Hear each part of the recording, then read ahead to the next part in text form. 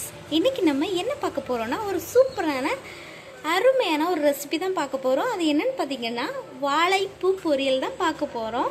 அதுக்காக வாழைப்பூ ஒன்று எடுத்திருக்கேன், 2 வெங்காயம் எடுத்திருக்கிறேன்.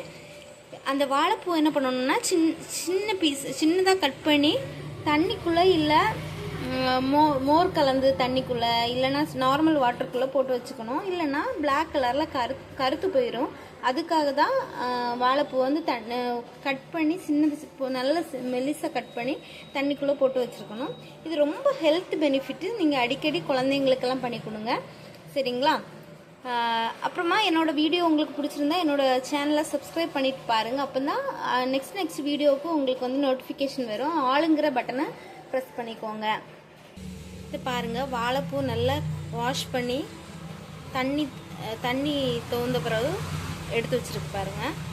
அப்புறம் ஒரு வெங்காயம் சின்னதாக கட் பண்ணி வச்சுருக்கு. அப்புறமா மிக்ஸி ஜாரில் கொஞ்சமாக தேங்காய், கொஞ்சம் ஜீரகம், அப்புறமா வந்து மிளகாய்த்தூள் ஒரு 1/2 டீஸ்பூன் இவ்வளோ போட்டு லைட்டாக அவியலுக்கெல்லாம் நம்ம அரைக்கிற மாதிரி லைட்டாக கிரைண்ட் பண்ணி வச்சுக்கணும். பாருங்கள், இந்த மாதிரி லைட்டாக ஒரு அரைச்சி வச்சுக்கணும். பாருங்கள், இப்போ ஒரு கடாயை சூடு பண்ண வச்சுட்டு தேவையான அளவு ஆயில் ஊற்றிக்கலாம்.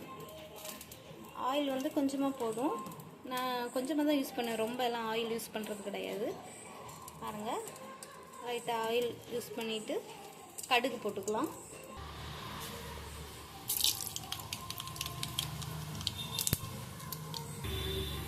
கடுகு உடஞ்ச உடனே கருவேப்பிலை,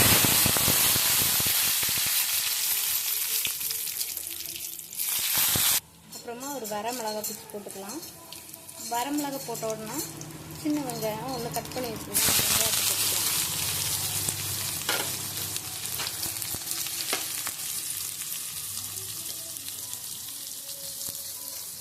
பாருங்கள், நல்லா கிண்டிக்கலாம்.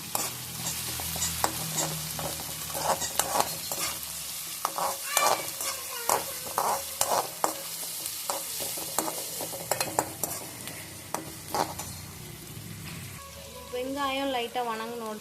இந்த மாதிரி வாழைப்பூவை போட்டுக்கலாம்.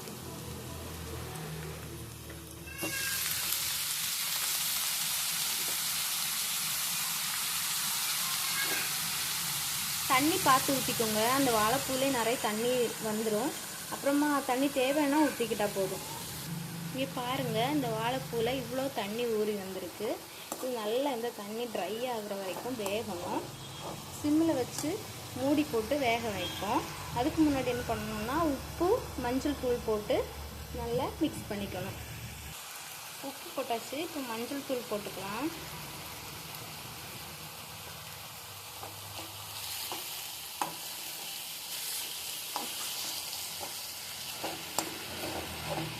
இப்போ நம்ம ஒரு மூடி போட்டு நல்லா வேக விட்டுறலாம். பாருங்கள், நல்லா வெந்து வந்துருச்சு. இப்போ நம்ம பாருங்கள், நல்லா வெந்து வந்துருச்சு. இப்போ நம்ம என்ன பண்ணலாம்னா தேங்காய் வந்து போட்டுக்கலாம்.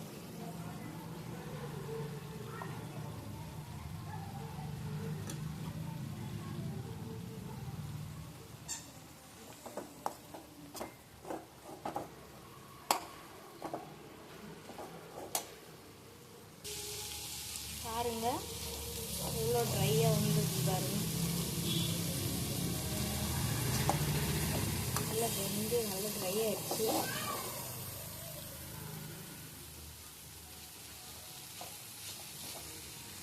கண்டிப்பாக உங்கள் வீட்லேயும் ட்ரை பண்ணி பாருங்கள். உங்களுக்கு என்னோடய ரெசிபி பிடிச்சிருந்தா கண்டிப்பாக ட்ரை பண்ணிவிட்டு எனக்கு கமெண்டில் சொல்லுங்கள். சூப்பரான வாழைப்பூ ரெடி ஆயிடுச்சு. பாருங்கள், வாங்க சாப்பிடலாம். ஓகே ஃப்ரெண்ட்ஸ், பாய். நெக்ஸ்ட் வீடியோவில் பார்க்கலாம்.